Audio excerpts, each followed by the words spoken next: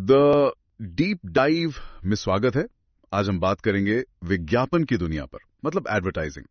हमारे पास जो study material है ना, वो इसकी तह तक जाएगा कि भाई विज्ञापन आखिर है क्या, इसकी पहचान कैसे होती है और आज के जमाने में इसका क्या रोल है, क्या दायरा है। हमारा मकसद सीधा सा है, सारी जानकारी से सबसे जरूरी दिलचस्प बातें आपके सामने रखें, सिंपल तरीके से। हाँ बिल्कुल। और देखिए, विज्ञापन सिर्फ वो पोस्टर या टीवी एड नहीं है जो हम देखते हैं। ये आज के बिजनेस का एक बहुत जरूरी हिस्सा बन गया है। एक तरह से कह सकते हैं कि कंपनियों और हम जैसे ग्राहकों के बीच का एक पुल है ये। हम आज इसी पुल को समझने की कोशिश करेंगे, मतलब ये कैसे काम करता है, इसकी क्या खासियतें हैं और आज की दुनिया में ये क्यों इतना जरूरी हो गया है। तो चलिए शुरू करते हैं बिल्कुल बेसिक सवाल से। विज्ञापन आखिर होता क्या है? ये सोर्स बताते हैं कि ये एक तरीका है जिससे कोई कंपनी या कोई इंसान अपने आइडिया, प्रोडक्ट या सर्विस को बहुत सारे लोगों तक पहुंचाता है। पर इसमें दो चीजें हैं, एक तो इसके लिए पैसे लगते हैं, पेमेंट होती है, और दूसरा ये किसी एक व्यक्ति के लिए नहीं होता, ये सबके लिए होता है, मतलब नॉन पर्सनल। हाँ, यहाँ पर ना वो अमेरिकन मार्केटिंग एसोसिएशन मतलब AMA की परिभाषा काफी अच्छी है। वो कहते हैं किसी पहचाने गए प्रायोजक द्वारा विचारों, वस्तुओं या सेवाओं की भुगतान की गई गैर व्यक्तिगत प्रस्तुति और प्रचार। इसमें 3 शब्द बहुत जरूरी हैं। पहला, भुगतान किया गया यानी पेड। दूसरा, गैर व्यक्तिगत यानी नॉन पर्सनल। और तीसरा, पहचाना गया प्रायोजक यानी आइडेंटिफाइड स्पॉन्सर। अच्छा, तो ये 3 चीजें यही विज्ञापन को दूसरों से अलग करती हैं। पेड मतलब अगर पैसा दिया है मीडिया को तभी विज्ञापन है। हाँ, तकनीकी तौर पर तो यही है। अगर कोई कंपनी पैसे देकर, मान लीजिए टीवी चैनल पर या वेबसाइट पर अपना एड चलवा रही है, तो वो विज्ञापन है। अगर यूं ही कोई खबरों में आ गया या किसी ने तारीफ कर दी बिना पैसे लिए, तो वो पब्लिसिटी हो सकती है, पर विज्ञापन नहीं। स्पॉन्सर को पे करना पड़ता है। और नॉन पर्सनल मतलब ये सबके लिए है, किसी एक के लिए नहीं। जैसे कोई सेल्स वाला घर पर आता है, Yes. वो तो पर्सनल हुआ, लेकिन टीवी एड तो लाखों लोग एक साथ देखते हैं, तो वो नॉन पर्सनल। बिल्कुल सही पकड़ा। और तीसरा, पहचाना गया प्रायोजक, मतलब ये हमेशा साफ होता है कि भाई ये एड कौन दिखा रहा है, कौन सी कंपनी है, कौन सा ब्रांड है, ये छुपा नहीं होता। ट्रांसपेरेंसी जरूरी है।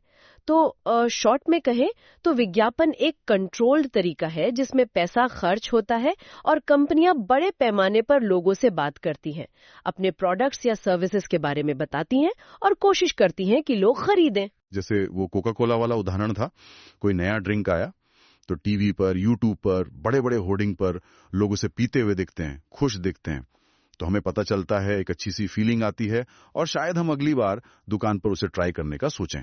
ये सच में बनाने वाले और खरीदने वाले के बीच की दूरी कम करता है। हाँ, दूरी भी कम करता है और एक कनेक्शन बनाने की कोशिश भी करता है। ये सिर्फ इंफॉर्मेशन देना नहीं है, बल्कि सोच बदलना, व्यवहार बदलना भी इसका मकसद है। अच्छा, ये तो हुई परिभाषा और इसका बेसिक आइडिया। अब थोड़ा और समझते हैं विज्ञापन की प्रकृति या कहें इसकी विशेषताएं, कैरेक्टरिस्टिक्स। 3 तो आपने बताई दी, पेड फॉर्म, नॉन पर्सनल और आइडेंटिफाइड स्पॉन्सर। और क्या है इसकी खासियतें? देखिए, एक बहुत जरूरी चीज है इसका पर्सुएसिव होना, मतलब प्रेरक होना। विज्ञापन का काम सिर्फ इन्फॉर्म करना नहीं है, बल्कि मनाना भी है, कन्विंस करना। वो हमें ये यकीन दिलाने की कोशिश करता है कि भाई हमारा प्रोडक्ट आपकी जरूरत पूरी करेगा या आपकी लाइफ बेहतर बनाएगा। इसमें लॉजिक भी हो सकता है और इमोशन भी। जैसे वो लॉरियल वाला स्लोगन है, बिकॉज यू वर्थ इट, वो सीधे इमोशन को टारगेट करता है। हमें लगता है हाँ हम खास हैं, लॉजिक कम, इमोशन ज्यादा। बिल्कुल, वो इमोशनल अपील का बहुत अच्छा उदाहरण है। फिर विज्ञापन मास कम्युनिकेशन का एक जरिया है, मतलब ये एक बड़े दर्शक वर्ग तक पहुंचने के लिए होता है। इसके लिए मास मीडिया यूज होता है, टीवी, रेडियो, अखबार, इंटरनेट, ये सब। और ये सब करते हुए उसे क्रिएटिव एंड इंफॉर्मेटिव भी होना पड़ता है।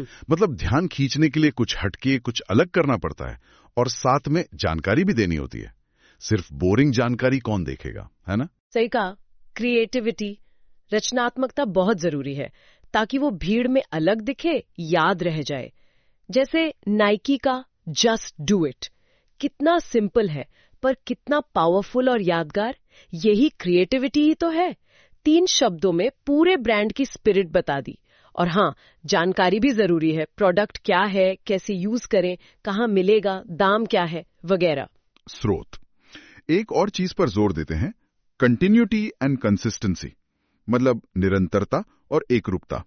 ये क्यों जरूरी है? क्योंकि देखिए, ब्रांड बिल्डिंग ना एक दिन का काम नहीं है। लोगों के दिमाग में किसी ब्रांड को बिठाने और बनाए रखने के लिए लगातार ऐड करना पड़ता है। अगर कोई आज ऐड करे फिर 6 महीने चुप रहे तो लोग भूल जाएंगे। और कंसिस्टेंसी मतलब एक रूपता भी चाहिए, मैसेज में, डिजाइन में, टोन में, ताकि ब्रांड की एक क्लियर इमेज बने। सोचिए, अगर Amazon या फ्लिपकार्ट सिर्फ साल में कभी एक बार ऐड करें तो क्या फेस्टिवल सीजन में वो टॉप ऑफ माइंड रहेंगे? शायद नहीं। बात तो सही है। और आखिरी विशेषता जो स्रोत में है वो है कि विज्ञापन मार्केटिंग मिक्स का एक हिस्सा है। ये थोड़ा टेक्निकल सा लग रहा है।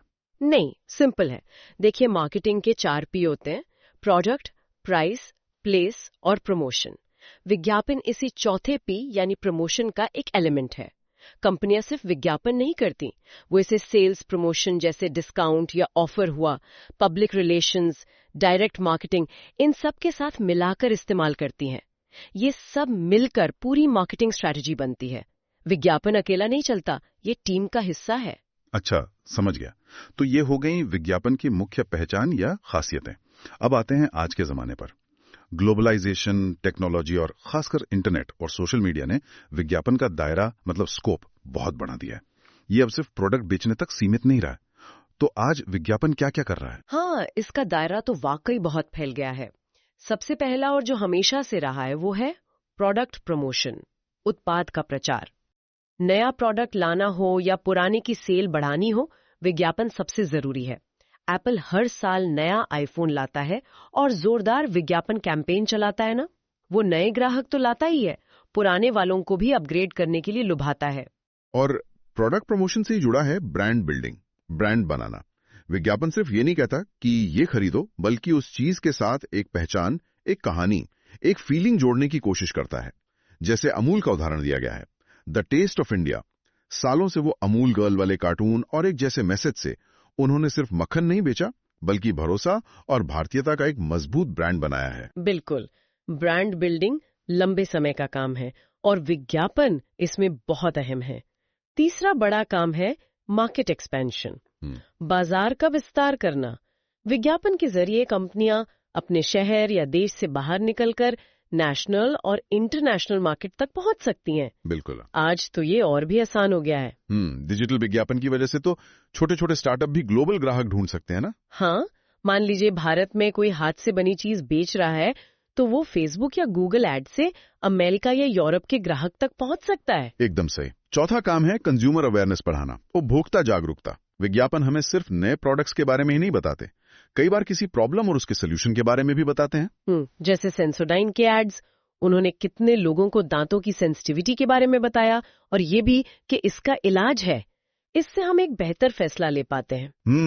पांचवा पॉइंट थोड़ा अलग है, सपोर्ट टू सेल्स फोर्स, बिक्री करने वाली टीम को मदद। ये कैसे? आप सोचिए, आप एक कार सेल्स पर्सन है। अगर कोई कस्टमर शोरूम आने से पहले ही आपकी कार का एड देख चुका है, उसे फीचर्स पता है, ब्रांड अच्छा लगता है, तो आपका काम कितना आसान हो जाएगा। विज्ञापन एक तरह से जमीन तैयार कर देता है, कस्टमर में इंटरेस्ट जगाता है, जिससे सेल्स टीम को बेचने में आसानी होती है। मारुति सुजुकी का उदाहरण यही बात कहता है। हाँ, ये तो बहुत प्रैक्टिकल बात है। अच्छा, छठा पॉइंट, हेल्प्स इन कंपटीशन, प्रतिस्पर्धा में मदद। आज तो हर चीज के इतने ऑप्शंस हैं बाजार में, इसमें विज्ञापन कैसे मदद करता है? विज्ञापन कंपनियों को मौका देता है ये बताने का कि भाई हमारा प्रोडक्ट दूसरों से अलग और बेहतर क्यों है। वो अपनी यूएसपी मतलब यूनिक सेलिंग प्रोपोजिशन को हाईलाइट कर सकते हैं और कभी-कभी तो सीधे सीधे कॉम्पिटिटर पर निशाना साधते हैं। जैसे वो पेप्सी और कोक की एड वॉर्स सालों से चलती आ रही हैं, एक दूसरे पर मजाक करते हुए एड बनाते हैं अपनी अलग पहचान दिखाने के लिए। हाँ, वो क्लासिक केस है। विज्ञापन कंपटीशन को बढ़ाता भी है और कंपनियों को बेहतर करने के लिए पुश भी करता है। सातवां पॉइंट है एम्प्लॉयमेंट जनरेशन, रोजगार पैदा करना। ये अक्सर हम सोचते नहीं, पर एडवर्टाइजिंग इंडस्ट्री खुद में बहुत बड़ी और लाखों लोगों को जॉब्स देती है। ये बात तो है। एड सोचने वाले, लिखने वाले, डिजाइन करने वाले, बनाने वाले, डायरेक्टर, फोटोग्राफर, मॉडल्स, फिर उसे दिखाने वाले मीडिया वाले, डिजिटल मार्केटर्स, बहुत लंबी लिस्ट है। बिल्कुल। 8वां पहलू है सोशल एडवर्टाइजिंग, सामाजिक विज्ञापन। यहाँ मकसद पैसा कमाना नहीं होता, बल्कि समाज में कोई अच्छा बदलाव लाना, जागरूकता फैलाना होता है। जैसे सरकार या कोई एनजीओ अभियान चलाती है। स्रोत में स्वच्छ भारत अभियान, पल्स पोलियो का जिक्र है। ये विज्ञापन ही थे जिन्होंने इन मैसेजेस को घर घर पहुंचाया। सड़क सुरक्षा, स्मोकिंग नहीं करना, बेटी बचाओ, ये सब सामाजिक विज्ञापन है। हाँ, और ये दिखाता है कि विज्ञापन कितना पावरफुल हो सकता है अच्छे काम के लिए भी। 9वां पॉइंट आज के टाइम में शायद सबसे तेजी से बढ़ रहा है, डिजिटल एडवर्टाइजिंग। डिजिटल विज्ञापन, टीवी, प्रिंट, रेडियो के अलावा अब ऑनलाइन एड्स का जमाना है। इसमें तो बहुत कुछ आ गया। गूगल सर्च वाले एड्स, फेसबुक, इंस्टाग्राम पर दिखने वाले पोस्ट, यूट्यूब वीडियो के बीच में विज्ञापन, इन्फ्लुएंसर्स की प्रमोशन। ये नॉर्मल एड से कैसे अलग है? डिजिटल विज्ञापन ज्यादा टारगेटेड हो सकता है। आप चुन सकते हैं कि आपका एड किस उम्र, जेंडर, लोकेशन, इंटरेस्ट वाले लोगों को ज्यादा दिखे। और इसका असर नापना भी आसान है। कितने लोगों ने देखा, कितनों ने क्लिक किया। इसीलिए कंपनियां अपना बजट अब डिजिटल की तरफ ज्यादा लगा रहे हैं। और आखिरी 10वां पॉइंट है कॉर्पोरेट इमेज बिल्डिंग, कंपनी की छवि बनाना। इसमें क्या होता है? इसमें तो प्रोडक्ट नहीं बेचते। सीधे तौर पर नहीं, यहाँ कंपनी विज्ञापन का यूज अपनी ओवरऑल इमेज को अच्छा बनाने के लिए करती है। अच्छा। वो दिखाना चाहती है कि हम सिर्फ प्रॉफिट नहीं कमाते, हम एक जिम्मेदार कंपनी हैं, समाज की परवाह करते हैं। जैसे टाटा समूह का उदाहरण दिया गया है। बिल्कुल। वो अक्सर अपने एड्स में अपने वैल्यूज, अपनी हिस्ट्री, अपने सोशल वर्क, CSR की बात करते हैं।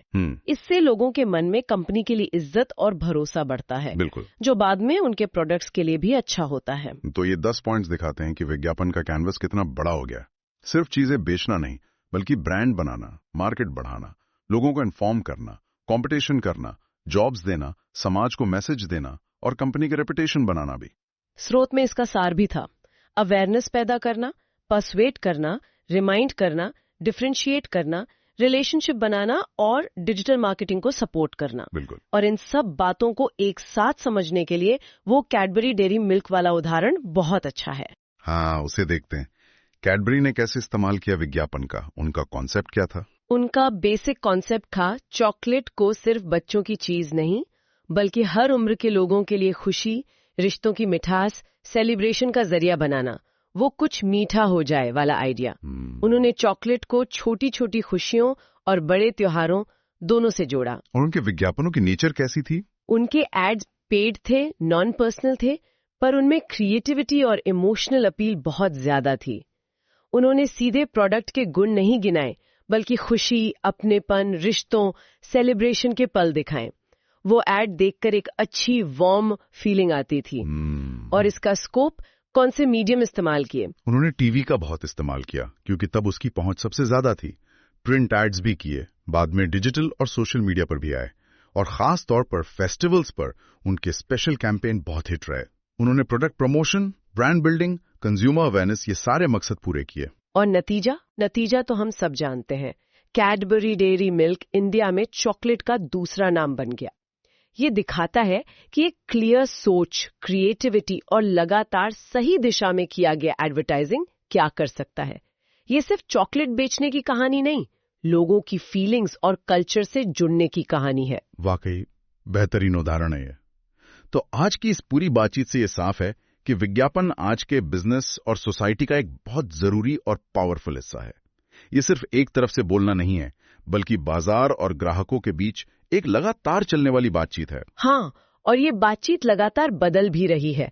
ये हमें इन्फॉर्म करती है, हमें मोटिवेट करती है, हमारा मनोरंजन करती है और जाने अनजाने हमारी सोच, हमारी पसंद नापसंद, हमारे खरीदने के तरीके सबको प्रभावित करती है। वो जो स्रोत का निष्कर्ष था बिल्कुल सही था। विज्ञापन सिर्फ उत्पाद बेचने के बारे में नहीं है, बल्कि ब्रांड और लोगों के बीच सार्थक संबंध बनाने के बारे में है। और आज के टाइम में ये रिश्ते ही सबसे कीमती हैं। आज की हमारी ये पड़ताल यहीं खत्म होती है, लेकिन एक सवाल दिमाग में आ रहा है। हम देख रहे हैं कि विज्ञापन कैसे बदल रहा है, खासकर डिजिटल दुनिया में। डेटा है, AI है, पर्सनलाइजेशन है। तो आगे चलकर भविष्य में विज्ञापन हमारी पसंद, हमारे व्यवहार और शायद हमारे समाज को और किन नए अनसोचे तरीकों से बदल सकता है, ये सोचने वाली बात है। शायद किसी और दिन इस पर भी बात करें।